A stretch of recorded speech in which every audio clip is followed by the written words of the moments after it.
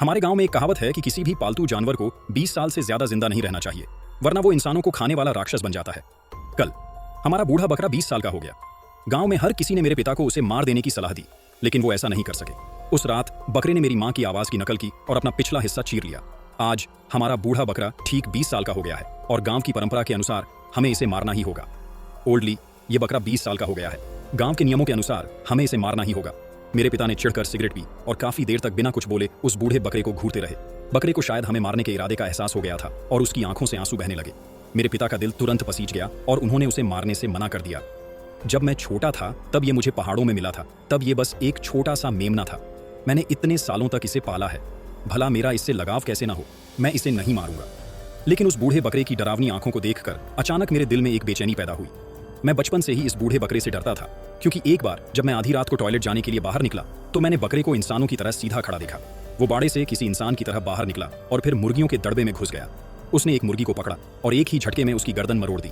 मैं इतना डर गया था कि मेरी चीख निकल ही गई थी। बूढ़े बकरे को शायद मेरी मौजूदगी का एहसास हो गया था। वो घबराहट में इधर उधर देखने लगा।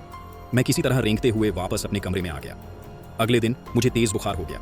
मैंने अपने माता पिता को लाख बताया कि वो बूढ़ा बकरा मुर्गियां खाता है, पर उन्होंने मेरी एक न मानी, ये कहकर कि मैं कोई बुरा सपना देख रहा था। तब से मैं उस बूढ़े बकरे के साथ अकेले रहने से डरने लगा।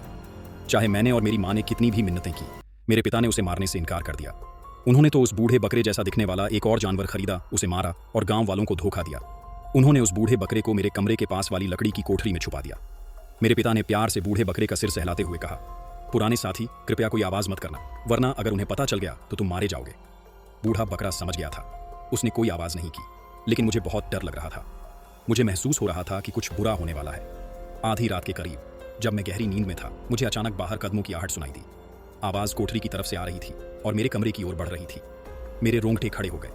कदमों की आवाज आखिरकार मेरे दरवाजे के सामने आकर रुक गई। डॉग एक, मां के लिए दरवाजा खोलो, एक चोर अंदर घुस आया है। पहले तो मैं चौंक गया। मुझे लगा कि मेरी मां की आवाज आज थोड़ी अलग लग रही है, जैसे वो भारी आवाज में बोल रही हो। लेकिन जब मैंने सुना कि चोर घुस आया है तो मैंने ज्यादा नहीं सोचा और दरवाजा खोलने के लिए तैयार हो गया।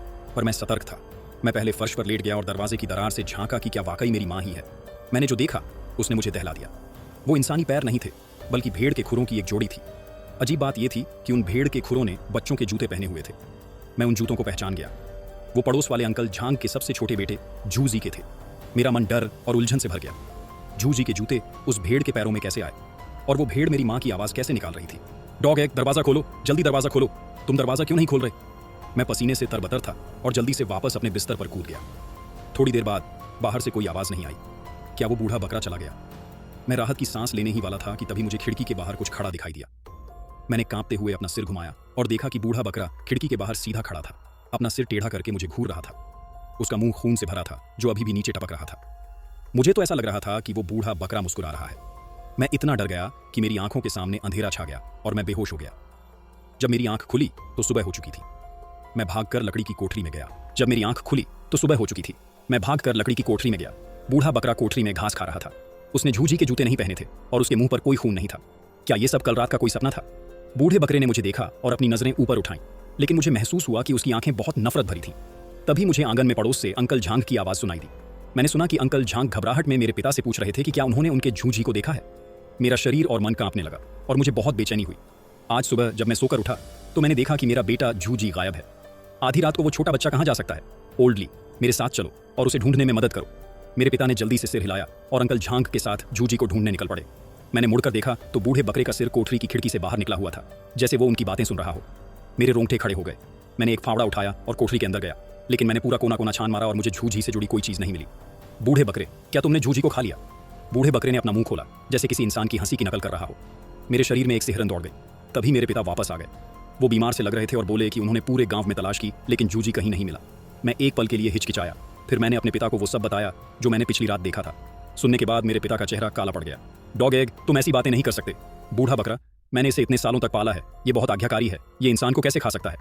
मेरे पिता ने मेरी एक बात नहीं मानी, इसलिए मेरे पास चुप रहने के अलावा कोई चारा नहीं था। उस दोपहर शहर से मेरा चचेरा भाई अपने बेटे के साथ मिलने आया।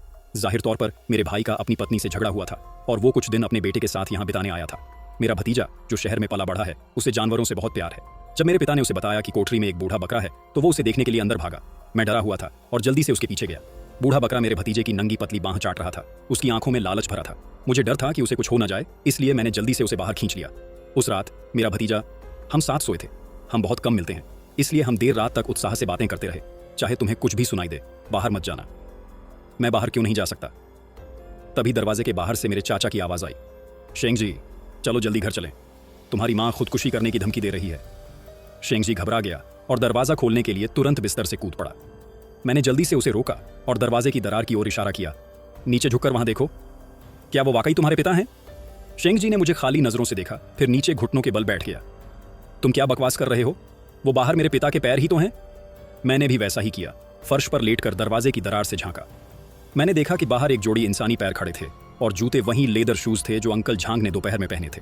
क्या वाकई बाहर अंकल झांग थे? लेकिन कुछ अजीब था। अचानक मेरी रीढ़ में एक सिहरन दौड़ गई। अंकल झांग एक वयस्क आदमी थे। उनके पैर इतने पतले नहीं हो सकते थे, लेकिन जो पैर मैंने अभी दरार से देखे थे वे बहुत ही दुबले पतले थे, जैसे किसी बच्चे के पैर हों। पहले की तरह ही एक खौफनाक विचार मेरे मन में कौंधा। क्या ऐसा हो सकता है कि बूढ़ा बकरा हमें दरवाजा खोलने के लिए धोखा देने के लिए शेंग जी के पैरों का इस्तेमाल कर रहा हो? होली सन, कृपया बाहर मत जाओ। वो चीज जो बाहर है वो तुम्हारे पिता नहीं है। लेकिन होली सन को गुस्सा आ गया और उसने मुझे पागल कहा। मेरी बातों को अनसुना कर दरवाजा खोलने चला गया। क्लिक की आवाज के साथ दरवाजा खुला और बाहर कोई नहीं था। ठंडी हवा के एक झोंके ने हमें कंपा दिया। पापा, क्या आप वहां हैं? पापा! तभी पास से ही अंकल तांग की आवाज आई। होली सन, मैं यहां हूं। उनकी आवाज बहुत धीमी थी, जैसे कोई दबी हुई आवाज में बोल रहा हो। मैंने देखा कि अंकल तांग दरवाजे के खंभे के पीछे खड़े थे।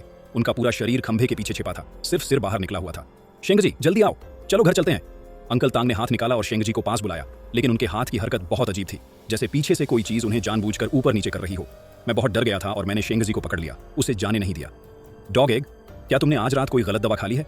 तुम मुझे मेरे पापा के पास क्यों नहीं जाने दे रहे? क्या तुमने मेरी माँ के साथ हुए हादसे के बारे में नहीं सुना?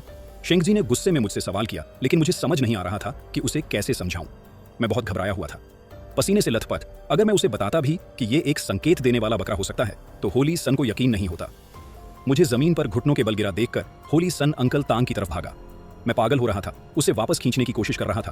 तभी अचानक मेरी माँ की आवाज गूंजी, तुम दोनों इतनी रात को बाहर क्या कर रहे हो? होली सन रुक गया। तभी मैंने देखा कि खंभे के पीछे से अंकल तांग गायब हो गए थे। चाची, पापा अभी मुझे वहां बुला रहे थे। होली सन ने खंभे की ओर इशारा किया, लेकिन उसके पिता वहां कहीं नहीं थे। मेरे पापा यहीं थे, वो गायब कैसे हो गए? मेरी माँ पास आई, मुझे एक उलझी हुई नजरों से देखने लगी। मैं टॉयलेट जाने के लिए बाहर निकली थी और मैंने तुम दोनों को बाहर खड़े देखा। बाहर कोई भी नहीं है। मैंने देखा कि शेंग जी बुरी तरह कांपने लगा और फिर चुप हो गया। मेरी माँ ने हमें वापस सोने के लिए कहा। जब हम कमरे में पहुंचे तो मैंने देखा कि शेंग जी की हालत बहुत खराब लग रही थी। डॉग एग, तुमने कहा था कि वो मेरे पापा नहीं थे, वो क्या था? वो वही बूढ़ा बकरा था जिसे तुमने दिन में छुआ था। हमारे इलाके में 20 साल से ज्यादा पुराने जानवरों को मार दिया जाता है, वरना वे राक्षस बन जाते हैं। मेरे पिता उसे मारने की हिम्मत नहीं जुटा पाए और मैंने चाहे कुछ भी कहा, उन्होंने मेरा विश्वास नहीं किया। अब वो बूढ़ा बकरा शायद एक आदमखोर राक्षस बन चुका है। ओह, तो तुम्हारा मतलब है कि मेरे पापा को उस बकरे ने पहले ही मार दिया है? मैं पल भर के लिए अवाक रह गया। होली सन को जवाब देने का कोई रास्ता नहीं सूझ रहा था। इसके अलावा खंभे के पीछे का नजारा कुछ अजीब था। वो एक मरे हुए इंसान जैसा लग रहा था। नहीं, मुझे अपने पापा को देखने जाना होगा। शायद हम दिन में जा सकते हैं। बहुत देर हो चुकी है। अगर तुम्हारे पापा मुसीबत में होते तो क्या तुम यहां शांति से रुक पाते? उसके इस सवाल ने मुझे तुरंत चुप कर दिया। अगर तुम मेरे साथ नहीं आओगे तो मैं अकेले जाऊंगा। होली सन अपने पिता के कमरे के दरवाजे तक गया। उसे एक चरमराहट के साथ धक्का देकर खोला और चूंकि लाइटें बंद थीं, मैं केवल धुंधले तौर पर उसके पिता को देख सका। बिस्तर पर किसी को लेटे हुए देखकर, जिसका सीना थोड़ा ऊपर नीचे हो रहा था, मैंने सोचा, शुक्र है पापा ठीक हैं। चाचा की सुरक्षा की पुष्टि करने के बाद हमने वापस सोने की योजना बनाई। जिस पल शेंगजी ने दरवाजा बंद किया, मैंने बिस्तर पर सीधे बैठे हुए चाचा की एक झलक देखी। उनकी आकृति काफी सामान्य लग रही थी और मेरे रोंगटे खड़े हो गए। वापस आते समय मैंने शेंगजी की आस्तीन खींची और फुसफुसाया, शेंगजी, तुम्हारे पापा इतने मोटे तो नहीं हैं, है ना? मेरे पापा दुबले हैं। तुम ये बात क्यों छेड़ रहे हो? क्या तुम्हें याद है जो आदमी हमने अभी कमरे में लेटे देखा था? वो बहुत मोटा लग रहा था। आह! होली सन के कदम ठिठक गए। उसका शरीर कांपने लगा। ऐसा लगता है कि मेरे पापा शायद इतने मोटे नहीं हो सकते। क्या तुम्हें लगता है कि बूढ़े बकरे ने उन्हें मार दिया और उनके अंदर छिप गया? चलो कोठरी में चलकर देखते हैं कि क्या बूढ़ा बकरा अभी भी वहां है, फिर हमें पता चल जाएगा। हम एक साथ दुबकते हुए डरते डरते कोठरी की ओर बढ़े। दरवाजा थोड़ा खुला था। होली सन और मैंने एक दूसरे को देखा। हमारी आंखों में गहरा डर था। होली सन ने सावधानी से दरवाजा धक्का देकर खोला। बूढ़ा बकरा वहां नहीं था। होली सन का चेहरा तुरंत काला पड़ गया और वो बहुत डरावना लगने लगा। मैं बहुत शर्मिंदा था। मैं अपने पिता का बदला लेने के लिए उस बूढ़े बकरे को मारना चाहता था, लेकिन बूढ़ा बकरा अब एक स्वर्ण राक्षस बन चुका था और मैं उसका मुकाबला नहीं कर सकता था। लेकिन होली सन मेरे चाचा के कमरे में जाकर बूढ़े बकरे को मारने के लिए अडिग था।